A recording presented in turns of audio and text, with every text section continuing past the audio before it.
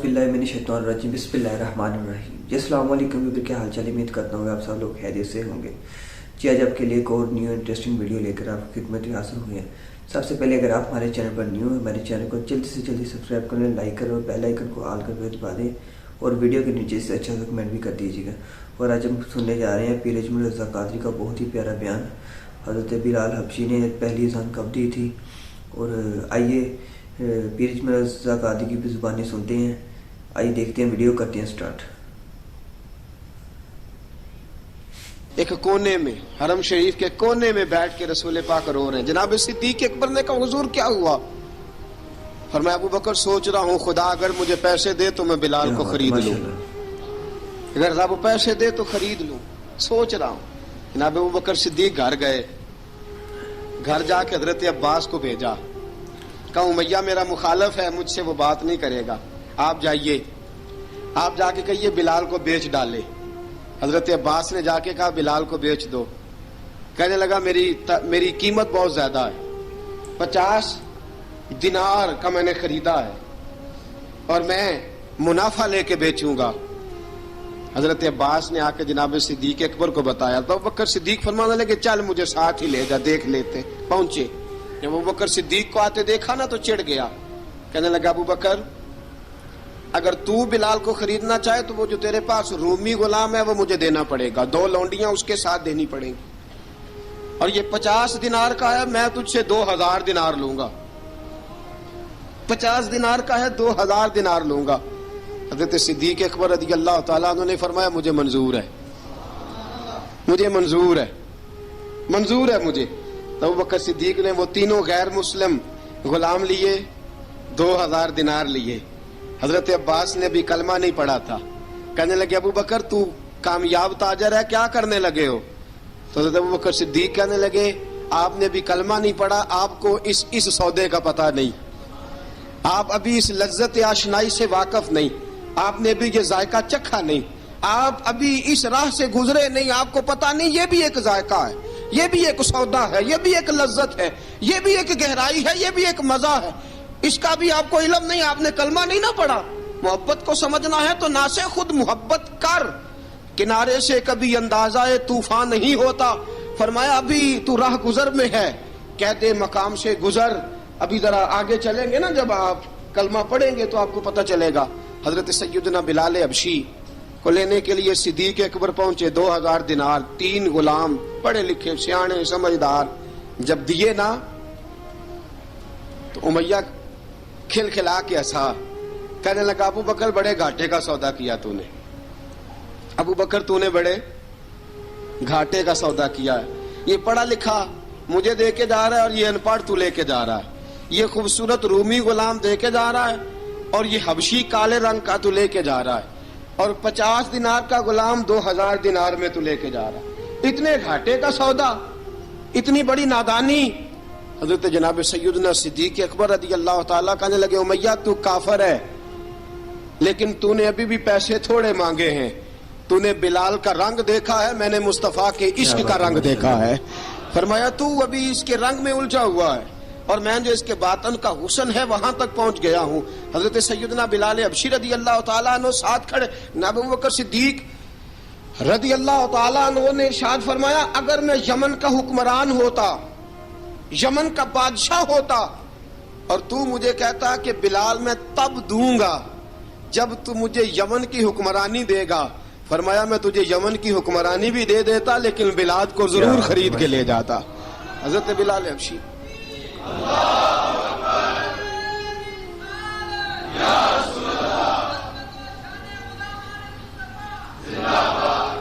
जनाब सैयदना बिलाल हबशी हजरत सैयदना अबू बकर सिद्दीक़ फरमाते हैं जब मैं बिलाल को लेने गया तो हाल पता क्या था?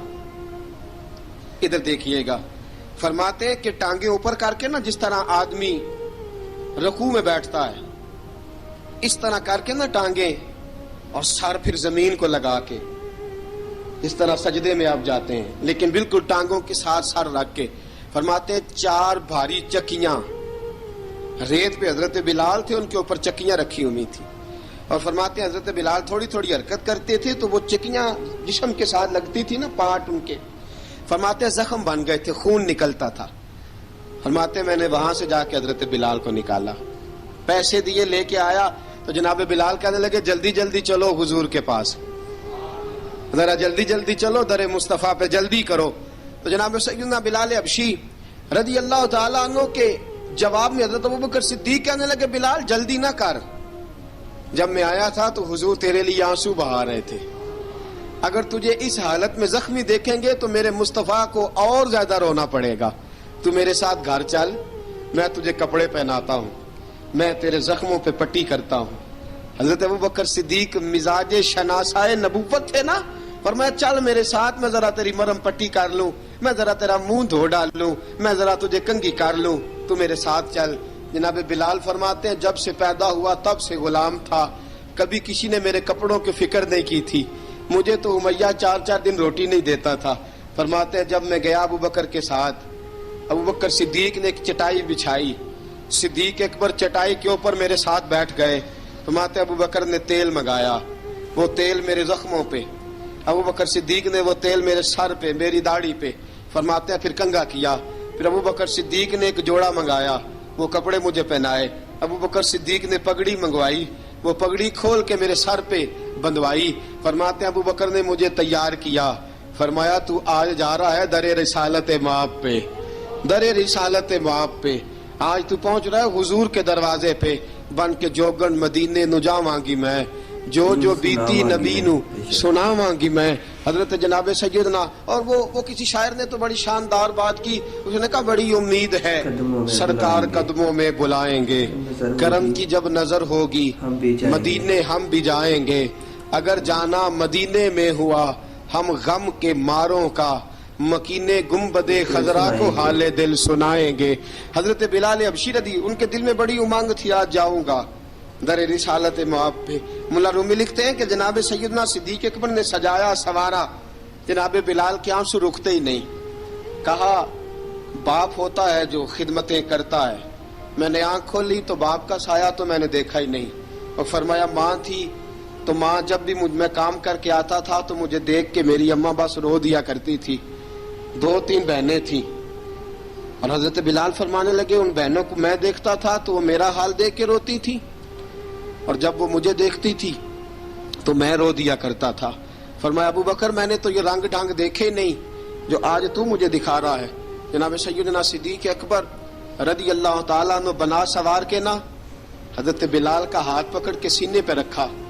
جناب بلال ہجکی لے کے روئے. حضرت ابوبکر صدیق نے فرمایا جتنا رونا یہاں رو لے, میں کائنات کے آنسو دیکھتا ہوں لیکن جب نبی کی آنکھوں میں آنسو دیکھتا ہوں تو دیکھے نہیں جاتے. فرمایا یہاں رو لے, حضور کے دروازے پہ جا کے تیری آنکھ میں آنسو نہیں آنا چاہیے, بہا جتنے آنسو بہا سکتا ہے. حضرت بلال حبشی بھی روئے, جناب صدیق اکبر بھی روئے. جب پہنچے نا دروازہ رسول پہ, حضرت سیدنا ابوبکر صدیق لے کے پہنچے تو بند کر دیا تھا نا حضرت بلال کو, بلال تو نے رونا نہیں, عشق ہوئے تے درد ہوئے تے ہائے نکلے, پھر کوئی نہیں رہندا جار کے. حضرت سیدنا بلال حبشی کو لے کے پہنچے در مصطفیٰ پہ. رسول اکرم صلی اللہ تعالی علیہ وسلم نے ایک نظر حضرت بلال پہ ڈالی.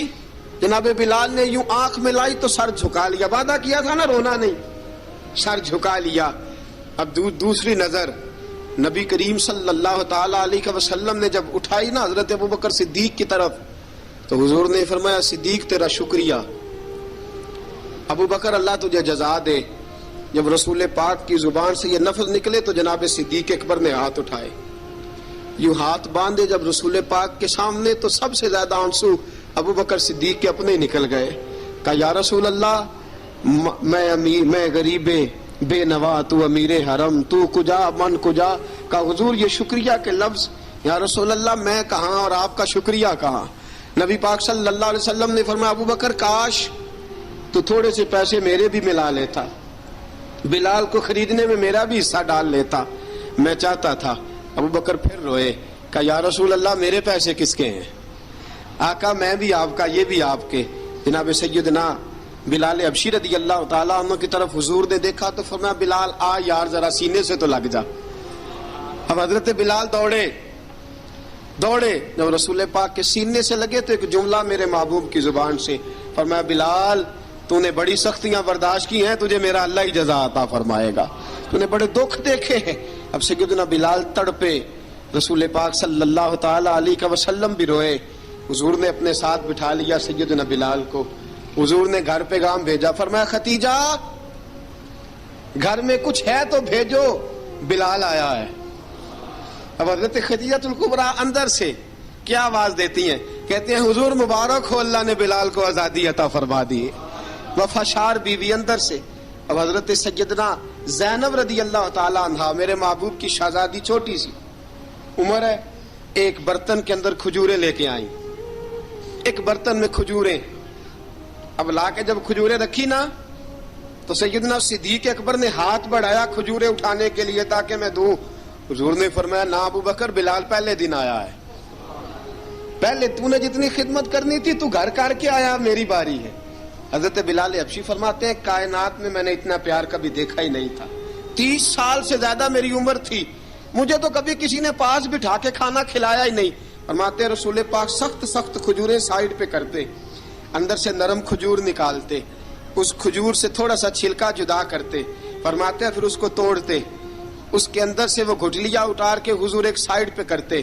وہ نرم کھجور رسول جب میری طرف بڑھاتے, حضرت بلال فرماتے ہیں بھوک تو بڑی تھی لیکن آج بھوک ساری بھول گئی تھی. آج مجھے یوں لگتا تھا جیسے میں زمین پہ نہیں عرش کی بلندیوں پہ بیٹھا ہوا ہوں. آج لگتا تھا کائنات کی ساری نعمتیں, ساری رحمتیں, سارا کرم, ساری عطا, سارا فضل, ساری عنایتیں میری جھولی میں گھر گئی ہیں. فرماتے ہیں رسول پاک صلی اللہ تعالی علیہ وآلہ وسلم نے مجھے بڑے محبت سے بٹھایا, حضور علیہ السلام نے محبت سے کھلایا, دودھ پلایا. فرماتے بڑا پیار کر کے نا تو جناب سیدنا صدیق اکبر نے کہا حضور بلال کی ڈیوٹی کیا ہوگی, حضور بلال کی ڈیوٹی کیا ہوگی. حضرت بلال کہنے لگے حضور میں فارغ رہنے کا تو عادی نہیں, میں تو جفا کش آدمی ہوں, محنت کرنے والا, ڈیوٹی کیا ہوگی. رسول پاک نے فرمایا بلال یہ میرا گھر ہے, آج کے بعد میرا نہیں یہ تیرا گھر ہے. فرمایا میں مصروف ہوتا ہوں تبلیغ کے کاموں میں, گھر کیا لانا ہے وہ تیری ذمہ داری ہے, کہاں سے لانا ہے وہ بھی تیری ذمہ داری ہے, پیسے کہاں سے آئیں گے میں تجھے بتلاؤں گا, کہاں لگانے ہیں تجھے ایک دفعہ بتاؤں گا, پھر تو لایا کرے گا, تو ہی لگایا کرے گا. فرمایا میرا پرسنل سیکٹری بن کے رہے گا, تو خاص مقام تجھے دیا جائے گا. حضرت سیدنا بلال حبشی رضی اللہ تعالیٰ عنہ کو رسول اکرم صلی اللہ تعالی علیہ وسلم نے اس کام پر مقرر فرما دیا.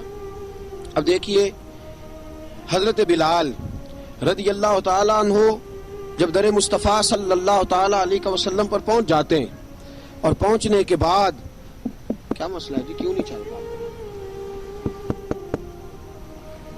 درود پاک پڑھیے, الصلاۃ والسلام علیکہ.